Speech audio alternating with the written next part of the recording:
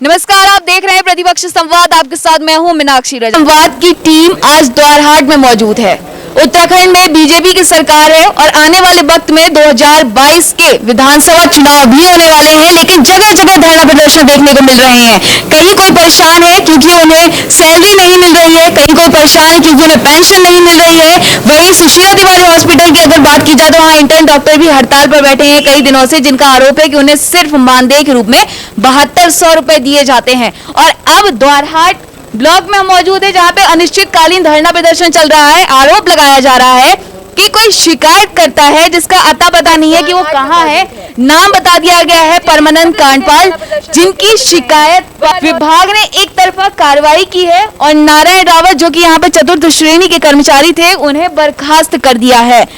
दरअसल द्वारहाट ब्लॉक में चतुर्थ श्रेणी में कार्य करने वाले नारायण सिंह रावत का आरोप है कि उन्हें किसी भी तरह का कोई भी नोटिस नहीं दिया गया, बल्कि उन पर आरोप लगाया गया कि उन्हें फेसबुक चलाने की वजह से कार्य से मुक्त किया जाता है। वहीं उन्होंने आरोप लगाया है कि एक अज्ञात व्यक्ति की शिकायत पर उन्हें अपने कार्य से हाथ धोना पड़ा।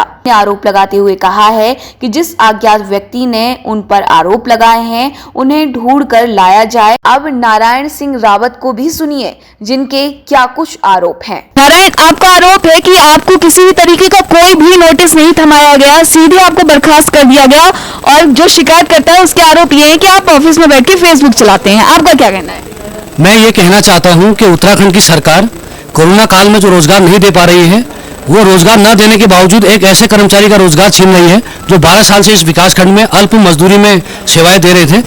मैं सीधे ये कहना चाहता हूं कि जब आज भी एक दलील दी जाती है कि कानून अंधा है और उस कानून के आंख में पट्टी है, और अदालत में जब जज साहब कोई फैसला सुनाते हैं तो उससे पहले कहते हैं कि भाई आप अपने गवाह पेश कीजिए, और जब गवाही नहीं हो पाती तो मर्डर के जो आरोपी हैं वो भी बाइज्जत बरी हो जाते हैं। लेकिन दुर्भाग्य है इस प्रदेश का कि मैं दैनिक मस्टोल का कर्मचारी, मेरे केस में जो शिकायतकर्ता परमानंद कांडपाल जी हैं वो कहीं नहीं है धरातल पर, वो एक अदृश्य आत्मा है। लेकिन हमारे मुख्य विकास अधिकारी महोदय को सपनों में उन्होंने दर्शन दिए और ये कहा कि नारायण रावत आरोपी हैं, ये कंप्यूटर चलाते हैं, ये सत्ता विरोधी कार्य करते हैं।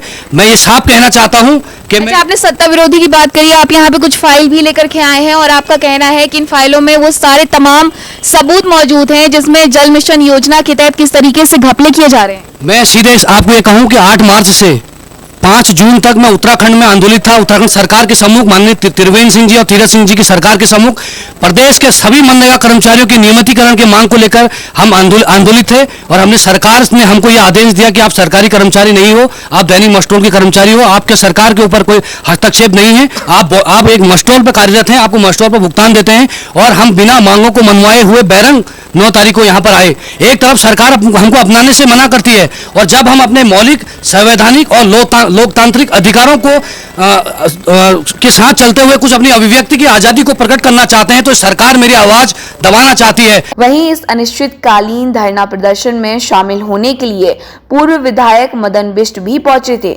उनका क्या कुछ कहना है आपको सुनवाते हैं।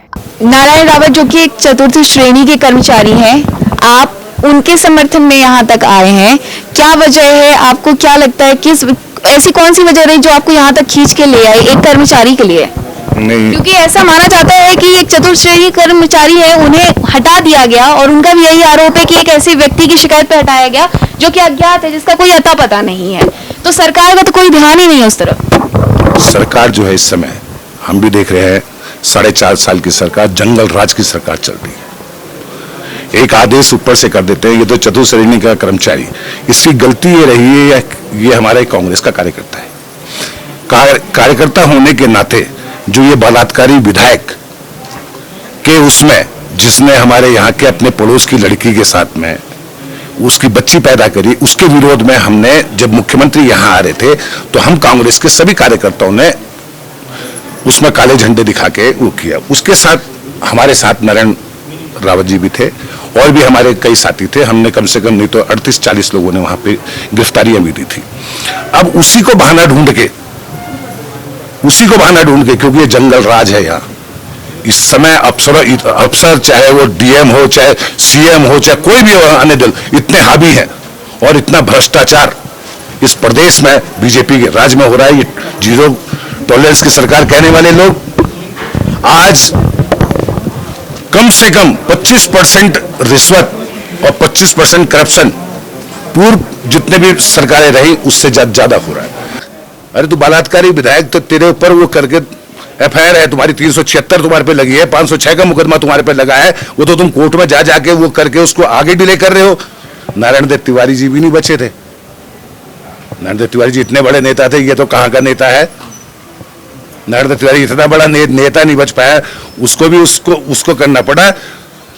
और हम आज कहते हैं, लोग तो डीएनए की बात करते हैं, मैं तो सभी ग्राम प्रधानगणों से भी कह देना चाहता हूं, ये गांव-गांव में जाके भ्रम फैलाएंगे, सब कुछ करेंगे।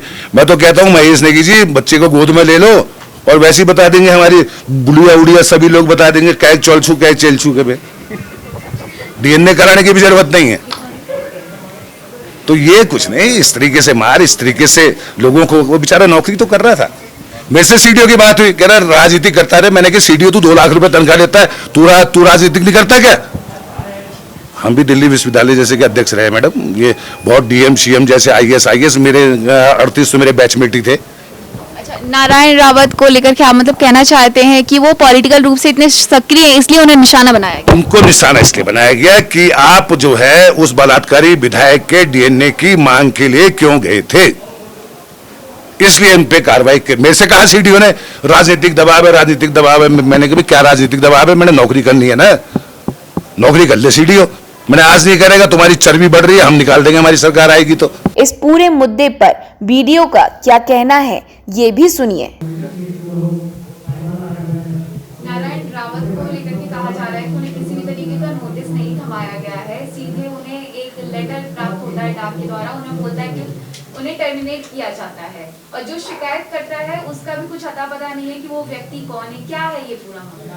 देखिए, इसमें नारायण रावत जी का जो कहना है कि उनको इस चीज़ का पता नहीं है। मैं आपको पहले बता दूं कि इनके खिलाफ जिस तरह की भी शिकायत जो प्राप्त हुई थी वो मुख्य विकास अधिकारी अल्मोड़ा महोदय को प्राप्त हुई थी। उन्हीं के निर्देशन में उप जिला अधिकारी महोदय अल्मोड़ा ने द्वाराहाट ने इनके खिलाफ जांच की, जिसमें इनका खुद का पक्ष भी इनसे लिया गया, उनसे पता करा गया कि क्या मामला है। उसी के बिहाफ पर उन्होंने अपनी रिपोर्ट मुख्य विकास अधिकारी महोदय अल्मोड़ा को दी।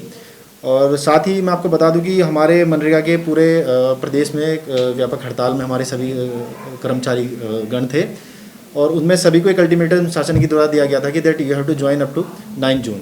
तो 9 जून को सभी को अल्टीमेटम था, इनको भी इस चीज़ का संज्ञान में थी ये चीज़। और उस दिन तक हमारे सभी मनरेगा के जितने भी कार्मिक हैं सब ने ब्लॉक ज्वाइन कर लिया, अपनी ड्यूटी ज्वाइन कर ली, और रावत जी ने इसमें ज्वाइन नहीं किया है। तो इन 2 मामलों का संज्ञान लेते हुए इनको यहाँ इनकी सेवाएं समाप्त की गई। और मेरे साथ इतना ही, देखते रहिए प्रतिपक्ष संवाद। नमस्कार। अब कहीं और क्यों है जाना, मां लक्ष्मी एंटरप्राइजेज में है आपकी आवश्यकता का हर सामान। बैटरी, आरओ, कूलर, चिमनी और इलेक्ट्रॉनिक सामान हमारी दुकान पर होलसेल दामों में उपलब्ध हैं। साथ ही हाउस वायरिंग और सर्विस की जाती है। मॉड्यूलर किचन हम बना कर देंगे। संपर्क करें मां Lakshmi enterprises, near central hospital, gas गोदाम रोड, कुसुमखेड़ा, हल्द्वानी।